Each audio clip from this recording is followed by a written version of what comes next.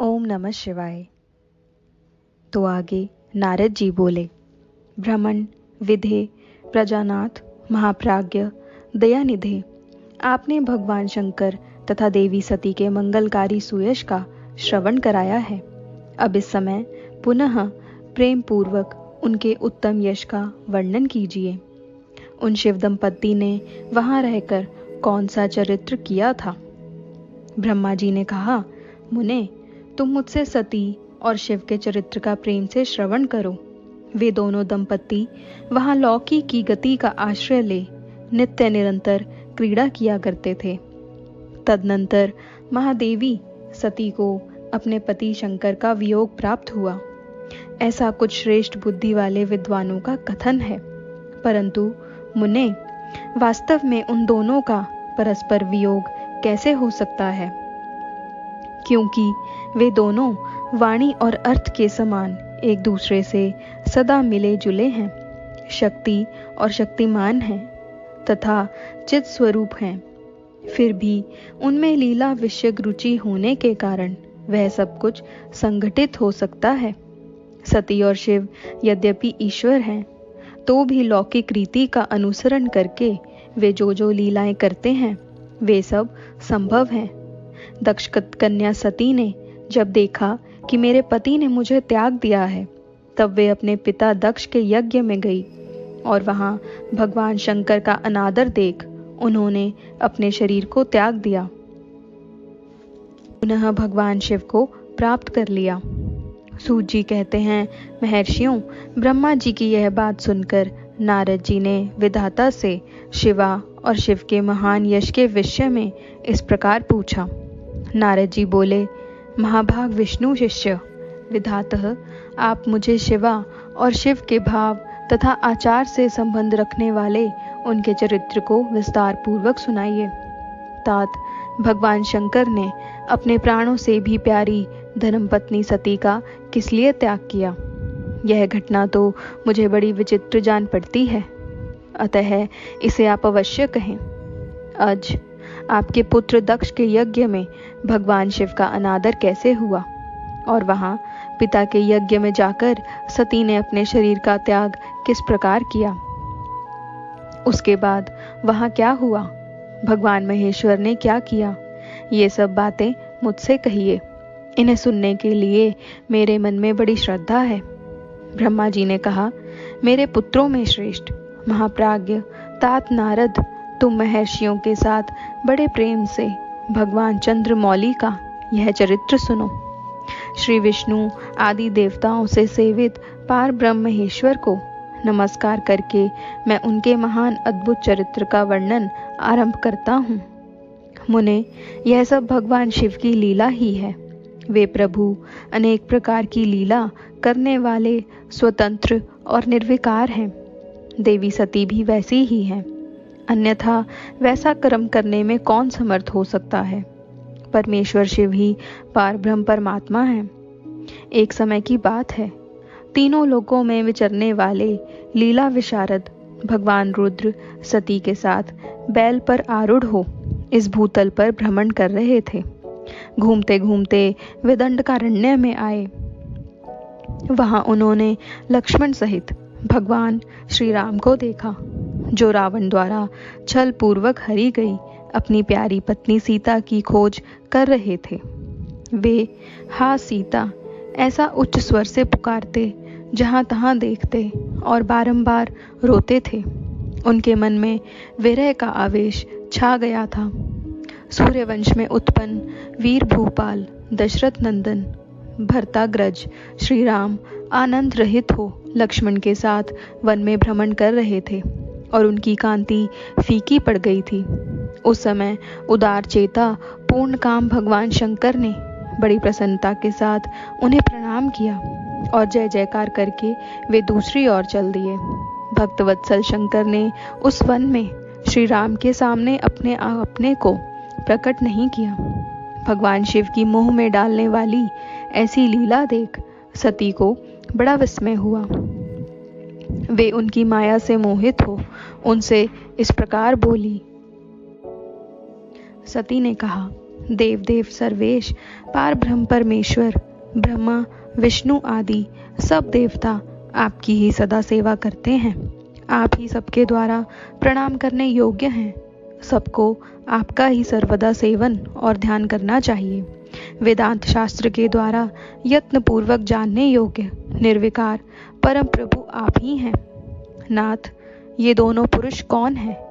इनकी आकृति विरह व्यथा से व्याकुल दिखाई देती है। ये दोनों धनुर्धर वीर वन में विचरते हुए कलेश के भागी और दीन हो रहे हैं। इनमें जो ज्येष्ठ है उसकी अंग कांति नील कमल के समान श्याम है। उसे देखकर किस कारण से आप आनंद विभोर हो उठे थे? आपका चित्त क्यों अत्यंत प्रसन्न हो गया था? आप इस समय भक्त के समान विनम्र क्यों हो गए थे? स्वामिन कल्याणकारी शिव, आप मेरे संशय को सुने। प्रभु सेव्य स्वामी अपने सेवक को प्रणाम करे, यह उचित नहीं जान पड़ता। ब्रह्मा जी कहते हैं, नारद, कल्याणमयी परमेश्वरी आदि शक्ति सती देवी ने शिव की माया के वशीभूत होकर जब भगवान शिव से इस प्रकार प्रश्न किया, तब सती की वह बात सुनकर लीला विशारद परमेश्वर शंकर हंसकर उनसे इस प्रकार बोले। परमेश्वर ने कहा, देवी सुनो, मैं प्रसन्नता पूर्वक यथार्थ बात कहता हूँ, इसमें छल नहीं है। वरदान के प्रभाव से ही मैंने इन्हें आदर पूर्वक प्रणाम किया है। प्रिय, ये दोनों भाई वीरों द्वारा सम्मानित हैं। इनके नाम हैं श्री राम और लक्ष्मण। इनका प्राकट्य सूर्यवंश में हुआ है। ये दोनों राजा दशरथ के विद्वान पुत्र हैं। इनमें जो गोरे रंग के छोटे बंधु हैं वे साक्षात शेष के अंश हैं। उनका नाम लक्ष्मण है। इनके बड़े भैया का नाम श्री राम है। इनके रूप में भगवान विष्णु ही अपने संपूर्ण अंश से प्रकट हुए हैं। उपद्रव इनसे दूर ही रहते हैं। ये साधु पुरुषों की रक्षा और हम लोगों के कल्याण के लिए इस पृथ्वी पर अवतीर्ण हुए हैं। ऐसा कहकर सृष्टिकर्ता भगवान शंभु चुप हो गए। भगवान शिव की ऐसी बात सुनकर भी सती के मन को इस पर विश्वास न हुआ। क्यों न हो, भगवान शिव की माया बड़ी प्रबल है। वह संपूर्ण त्रिलोकी को मोह में डाल देने वाली है। सती के मन में मेरी बात पर विश्वास नहीं है। यह जानकर लीला विशारद प्रभु सनातन शंभु यूं बोले। शिव ने कहा, देवी मेरी बात सुनो। यदि तुम्हारे मन में मेरे कथन पर विश्वास नहीं है तो तुम वहां जाकर अपनी ही बुद्धि से श्री राम की परीक्षा कर लो। प्यारी सती, जिस प्रकार तुम्हारा मोह या भ्रम नष्ट हो जाए वह करो। तुम वहां जाकर परीक्षा करो, तब तक मैं इस बरगद के नीचे खड़ा हूँ। ब्रह्मा जी कहते हैं, नारद, भगवान शिव की आज्ञा से ईश्वरी सती वहां गई और मन ही मन यह सोचने लगी कि मैं वनचारी राम की कैसे परीक्षा करूं। अच्छा, मैं सीता का रूप धारण करके राम के पास चलूं। यदि राम साक्षात विष्णु हैं तब तो सब कुछ जान लेंगे, अन्यथा वे मुझे नहीं पहचानेंगे। ऐसा विचार सीता बनकर श्री राम के समीप उनकी परीक्षा लेने के लिए गई। वास्तव में वे मोह में पड़ गई थी। सती को सीता के रूप में सामने आई देख शिव का जप करते हुए रघुकुल नंदन श्री राम सब कुछ जान गए और हंसते हुए उन्हें नमस्कार करके बोले। श्री राम ने पूछा, सती जी, आपको नमस्कार है। आप प्रेम पूर्वक बताएं, भगवान शंभु कहाँ हैं? कहाँ गए हैं? आप पति के बिना अकेली ही इस वन में क्यों कर आई? देवी, आपने अपना रूप त्याग कर किस लिए यह नूतन रूप धारण किया है? मुझ पर कृपा करके इसका कारण बताइए। श्री रामचंद्र जी की यह बात सुनकर सती उस समय आश्चर्यचकित हो गई। वे शिव जी की कही हुई बात का स्मरण करके और उसे यथार्थ समझकर बहुत लज्जित हुई।